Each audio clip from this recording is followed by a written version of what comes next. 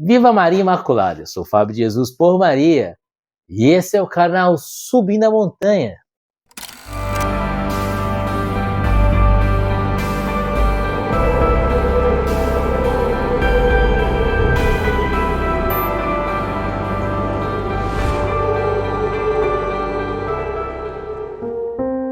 Palavras de vida eterna, o pão da palavra no seu dia a dia. Porque não só de pão vive o homem, mas de toda a palavra que provém da boca de Deus. Hoje é domingo, dia do Senhor. Estamos no 12º domingo do tempo comum. E o evangelho que a igreja nos propõe neste domingo é Mateus capítulo 10, versículos de 26 a 33. Abra o seu coração, é uma mensagem do céu para você. Pelo sinal da Santa Cruz. Livra-nos Deus, nosso Senhor, de todos os nossos inimigos. Em nome do Pai, do Filho e do Espírito Santo. Amém.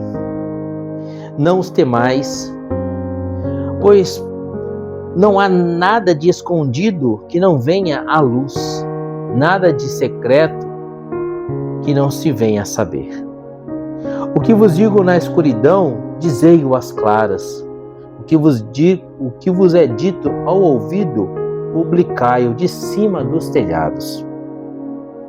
Não temais aqueles que matam o corpo, mas não podem matar a alma. Temei antes aquele que pode precipitar a alma e o corpo na geena. Não se vendem 2 passarinhos por um asse?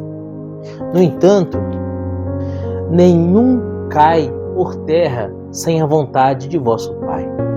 Até os cabelos de vossa cabeça estão todos contados. Não temais, pois, bem mais que os pássaros valeis vós. Portanto, quem der testemunho de mim diante dos homens, também eu darei testemunho dele diante de meu Pai que está nos céus. Aquele, porém, que me negar diante dos homens, também eu o negarei diante de meu Pai que está nos céus. Palavra da salvação, glória a vós, Senhor. Eles estamos num tempo comum e Jesus instrui os seus apóstolos, aqueles que haveriam de testemunhar o Evangelho. No domingo passado nós vimos a eleição dos 12 apóstolos.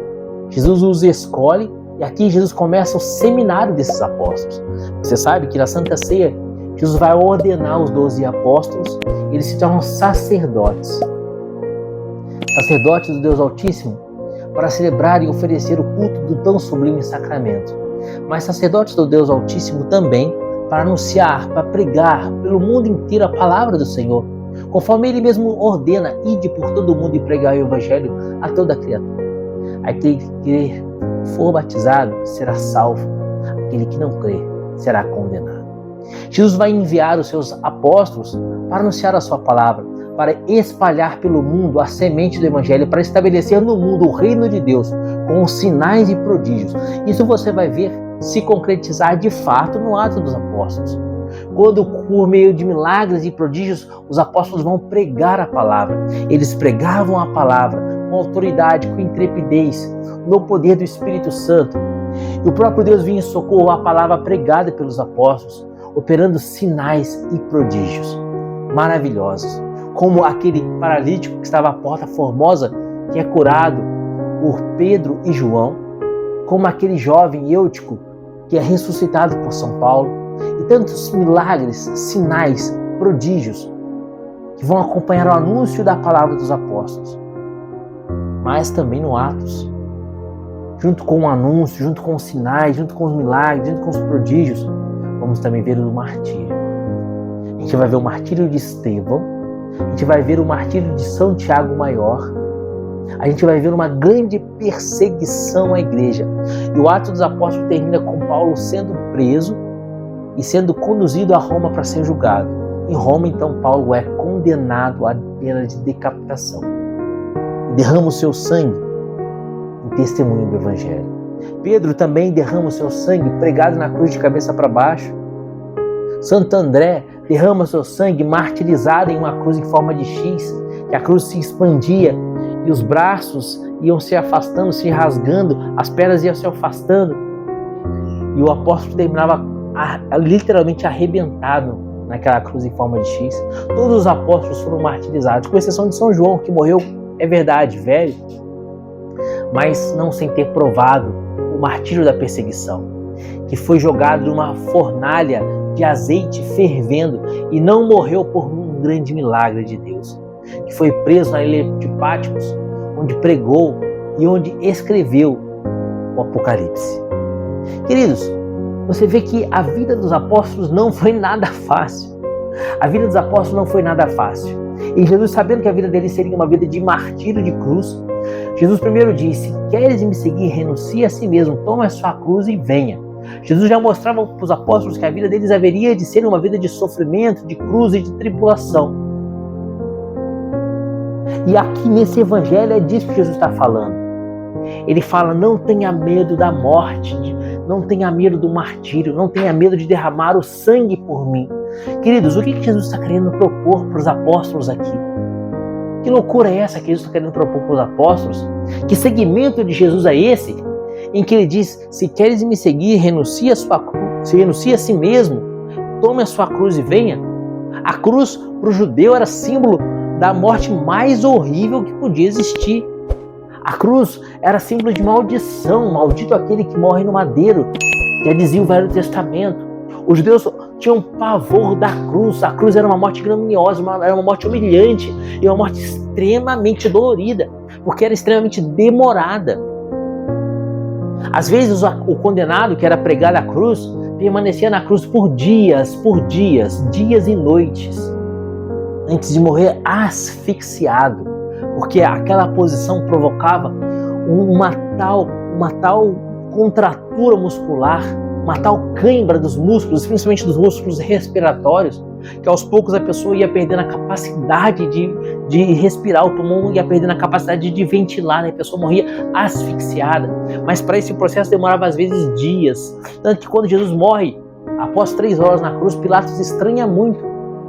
E para que se certificar que Jesus de fato havia morrido, o soldado transpassa o lado de Jesus com a lança, para ter certeza que realmente ele havia morrido. Porque a morte de cruz normalmente demorava dias, muitos dias, às vezes 3, 4 dias.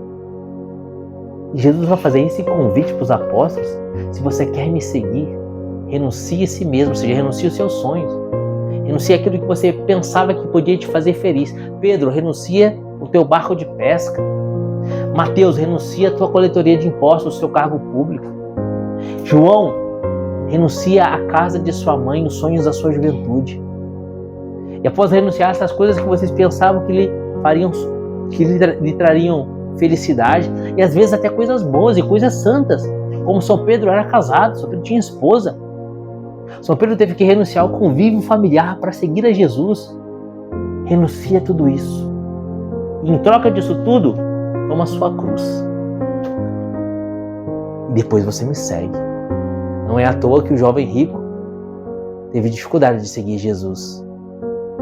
Queridos, mas qual é o sentido dessa palavra? Por que Jesus aqui é tão exigente? Nesse evangelho de hoje ele exige um sacrifício de morte. E ele diz: não tenha medo daquele que pode matar o corpo. Não tenha medo. Tenha antes medo daquele que pode destruir o corpo e a alma na gehenna, ou seja, no inferno. Queridos, o que Jesus estava nos dizendo é que vale a pena perder tudo para ganhar a vida eterna. Existe uma hierarquia de valores, uma hierarquia de coisas boas, mas sempre uma coisa boa vai se sobressair a outra. Por exemplo, você ganhou uma roupa nova, um terno novo, um terno lindo, novo, e um sapato vale muito dinheiro. O sapato custa R$500. Mas você estava atravessando uma ponte, a ponte cedeu e você caiu no rio, e você começa a se afogar. Você percebe que aquele seu terno novo, aqueles seus sapatos estavam pesados demais e você não consegue nadar com aquele sapato e com aquele terno. Se você continua com o seu terno e com o seu sapato, que custaram caro, você vai se afogar. Mas por mais que o sapato custe R$500 e o terno custe muito dinheiro, a sua vida vale mais. Então você tira o sapato, deixa o seu sapato vir água abaixo, literalmente você tira o paletó do seu terno, você tira a gravata, tira o que você consegue tirar do seu terno para aliviar o peso e você conseguir nadar até a margem. Sabe o que é isso? Hierarquia dos valores. O sapato era bom, valia muito dinheiro, era um excelente sapato, estava novinho, o terno, o paletó era maravilhoso, estava novinho, mas a sua vida vale muito mais. O que adianta você continuar com o sapato nos pés e o paletó no corpo, e com esse sapato, com esse paletó ser colocado no carro de cadáver, e depois no seu velório você não vai estar com aquele sapato, com aquele terno. Com certeza vão colocar outro sapato e outro terno. O que adiantou você manter aquele sapato e terno?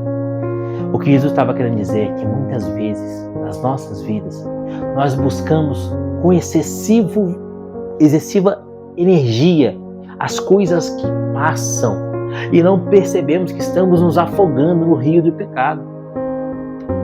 Estamos nos afogando no rio do pecado.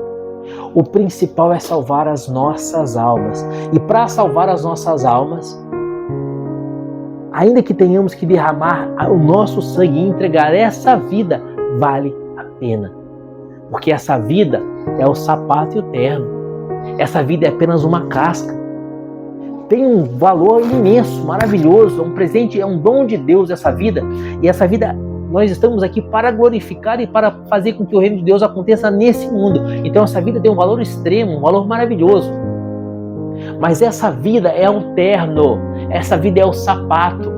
Não permita que as coisas deste mundo te afoguem e te levem para o fundo do rio. Não permita. Mas pelo contrário, faça com que as coisas desse mundo sejam sempre um caminho para você chegar a Deus. Nessa hierarquia de valores, ficou muito claro para você que a vida vale muito mais a pena do que um sapato, do que um paletó. Queridos, a comparação é a mesma com relação à vida eterna. Jesus fala aqui no Evangelho de hoje: não tem mais aqueles que matam o corpo, mas não podem matar a alma.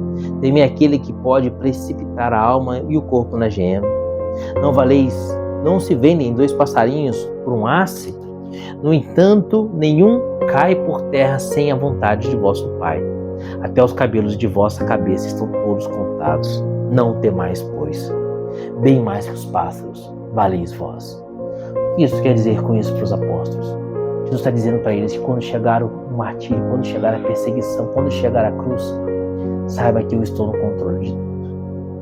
Eu estou no controle de tudo porque eu sou Deus.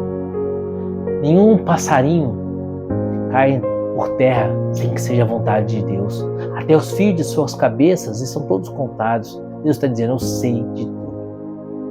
Por mais que coisas terríveis aconteçam, por mais que você seja colocado numa cruz, como foi Santo André, uma cruz em formato de X, e comece a rasgar o seu corpo de todos os lados, por mais que você seja decapitado, como foi São Paulo, ou apedrejado, como foi Santo Estevão, Deus sabe de tudo. E se Ele permite esse martírio, se Ele permitiu esse martírio a Pedro, Tiago, se Ele permitiu esse martírio a Paulo, a Estevão, é porque Ele tinha um trono de glória preparado para eles.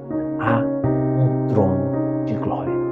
E vale a pena trocar tudo, pela coroa de glória que Deus tem preparado para mim, para você no céu.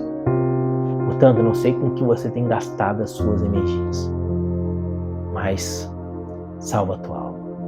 Usa todas as tuas forças e toda a tua energia para salvar a tua alma, porque tudo nesse mundo passa. Tudo nesse mundo passa. E ainda que fosse necessário derramar o sangue em martírio para ganhar a vida eterna, vale a pena. Por isso, meu amado, meu irmão, empregue o tempo que você tem para salvar a tua alma.